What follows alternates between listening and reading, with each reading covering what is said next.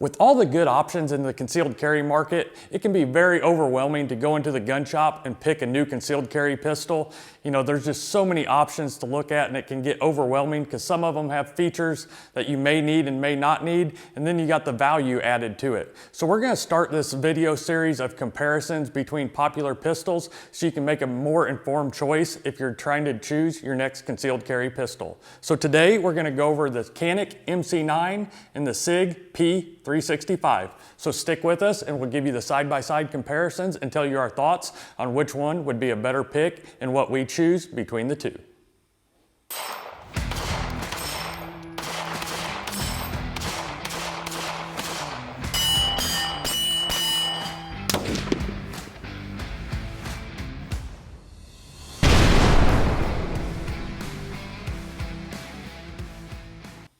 Nowadays, we are blessed to have tons and tons of great options on the market, and there's not one pistol that fits everybody. What I personally may not be what you like, or may not be what fits your hand good. So it's always good to go check all the options and kind of just see what fits you.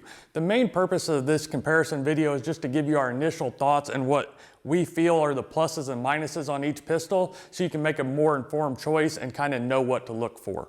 So we're going to start off with the Canik MC9 and go over the details of that gun, and we'll go from there. So the Canik MC9 is 22 ounces empty, is 1.12 inches wide, and has a 3.18 inch barrel, and comes with 12 round mags and 15 round mags, which is pretty nice because like this is the 12 round mag and my pinky hangs off of it, which I'm not a super fan of, but it does make that gun a little bit more concealable, or you can throw the 15 round magazine in it and it makes it a more shootable pistol. The sights on this gun are just typical white dot sights, nothing special, blacked out serrated rear, white front sight, nothing special, but they do work very well.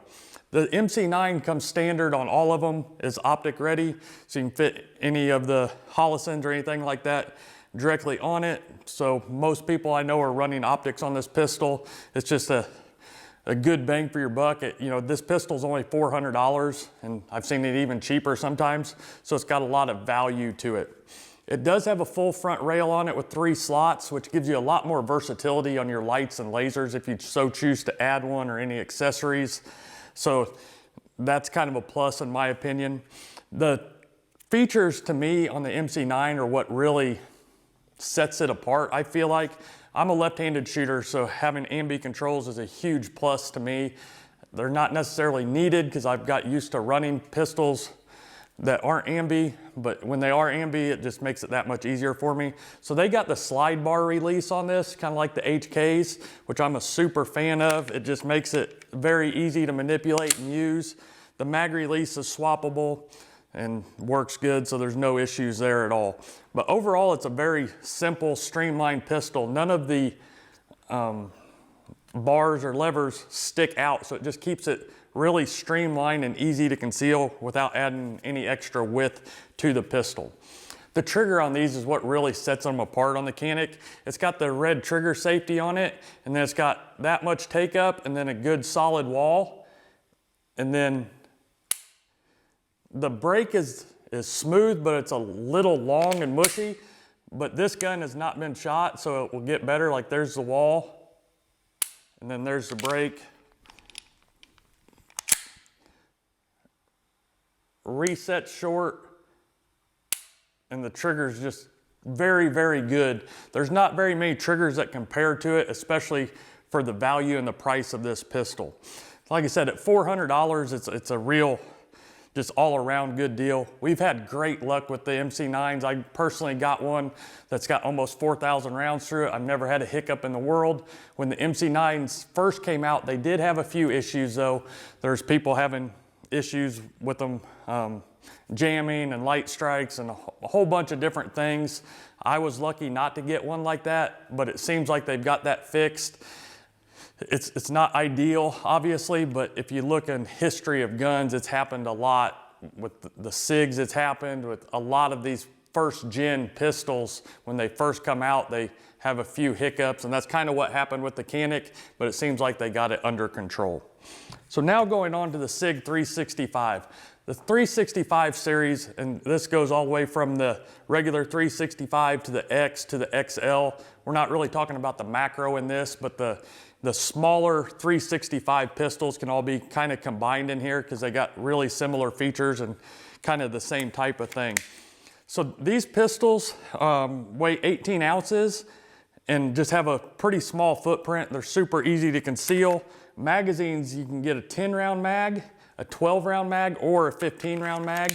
So it gives you a lot of versatility in the mag area to make the pistol fit your hand. So this has the pinky extension on it, and my hand still barely fits over it. But with that mag, it's, I mean, a very, very easy gun to conceal. But if you wanted to have more of a purchase on it, you could go to the 15 round mag and you would get that just like you could on the Canik. So this one's right at an inch wide, so it's barely narrower than the Canik is. The thing about Sigs are they got night sights on them, the green dot night sights. Sig puts very, very good sights on their pistols, so that's an absolute huge plus. This pistol is not ambi, so the controls are only set up for a right-handed shooter, which, you know, like I said, you get used to it being a left-handed shooter and you can still find ways around it, but it's just something to note that the controls are not. The mag release is swappable though. This version of the 365 is optic ready, just like the Canik is. So you can put an optic of your choice on there, whatever that may be. And that's a very, very viable option. So the price range on these is right around the $600 mark. Depending on what model you can get the very early 365s, I think for $500, and then it goes up from there, depending on what model you get and if it's the X and different things like that. The trigger does change in the X. This is the curved face trigger, but in most of the X's, they have the flat face trigger, but it's very similar in my opinion.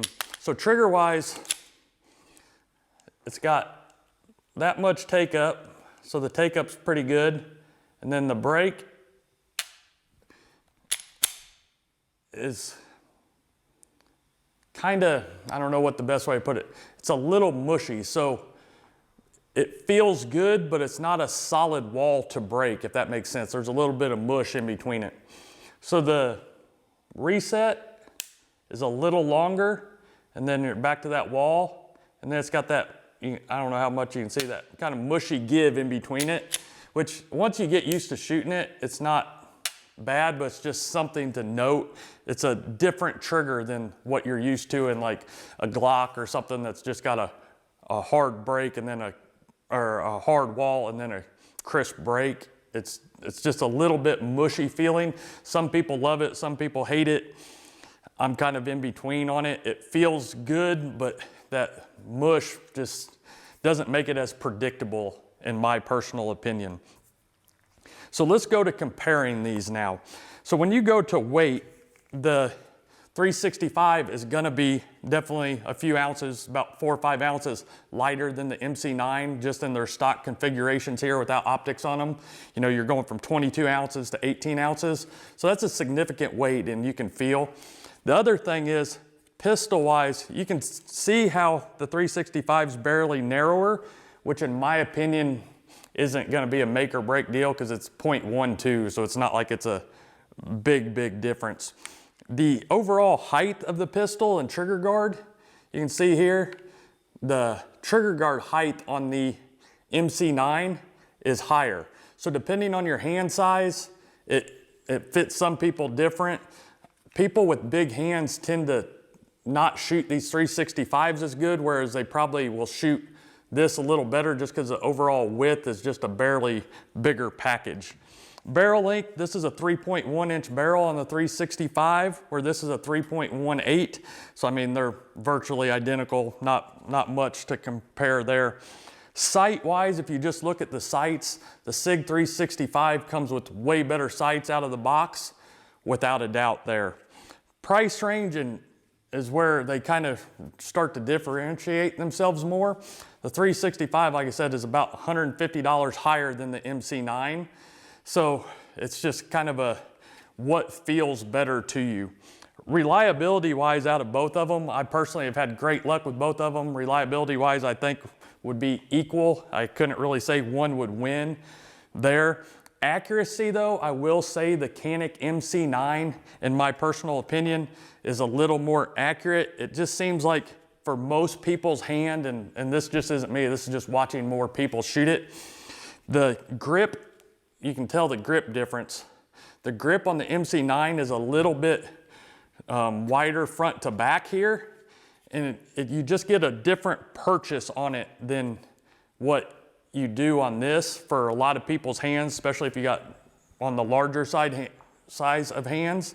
So I just think it makes it easier to shoot. And the other big consideration in that is the trigger in the MC9 is just superior to the Sig 365 in my opinion. So that really goes into the accuracy of both of them. So we'll kind of break down the categories here and tell you which wins and then give you our opinion at the end. So we'll start with value.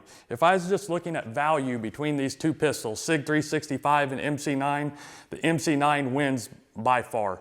This has more features that I prefer. The ambi controls, the slide bar release, and at $150 cheaper with a better trigger, a little more shootable in my opinion. The MC9 I think just wins overall in the value category.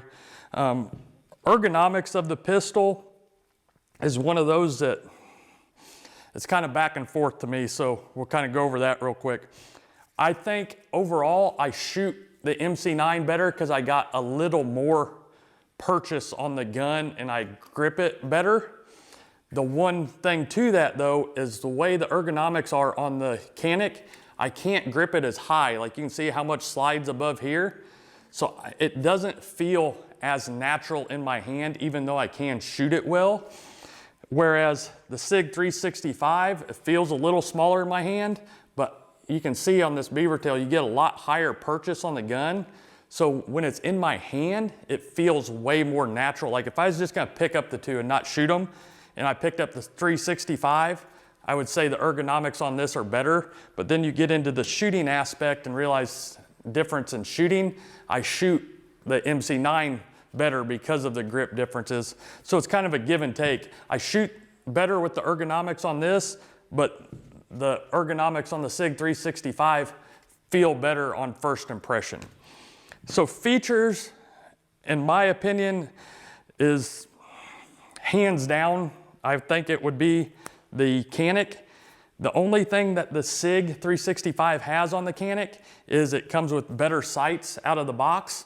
Everything else has more features, like even all the way down from the rail. So on the Sig 365, you got this proprietary rail of Sig, so you're very limited on what you can put on the front of this.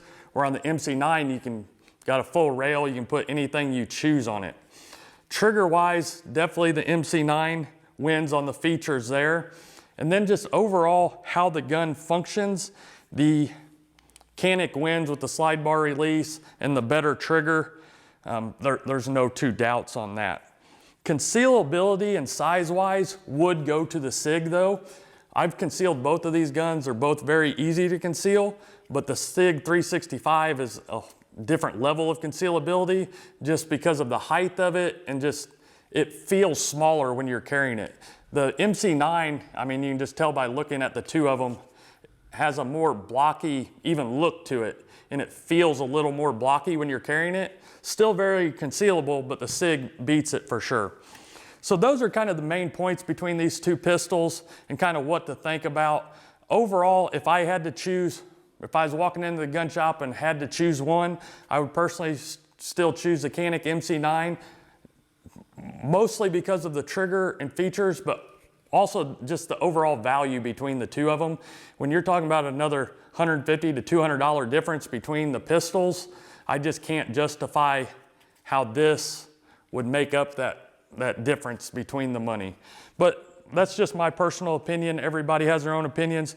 Bottom line is when you go to the shop and figure out what you want, figure out what feels good in your hand and what gives you a good purchase on it. And also your build and stuff. If you're a petite lady or something like that and concealability is a huge thing, you may lean towards the Sig 365, where if you got mid to larger hands, the Canik is gonna win by far just because you got some more purchase on the pistol and things like that.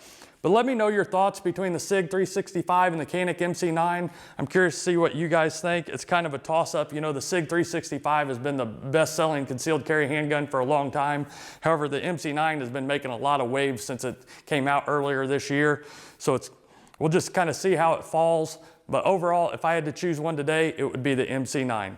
So if you guys need any holsters or anything like that, check us out at muddyrivertactical.com. We're always there for all your holster needs. Or if you even have any concealed carry questions or questions on these pistols or anything like that, email us at support@muddyrivertactical.com. We're always here to help along your journey with anything we can.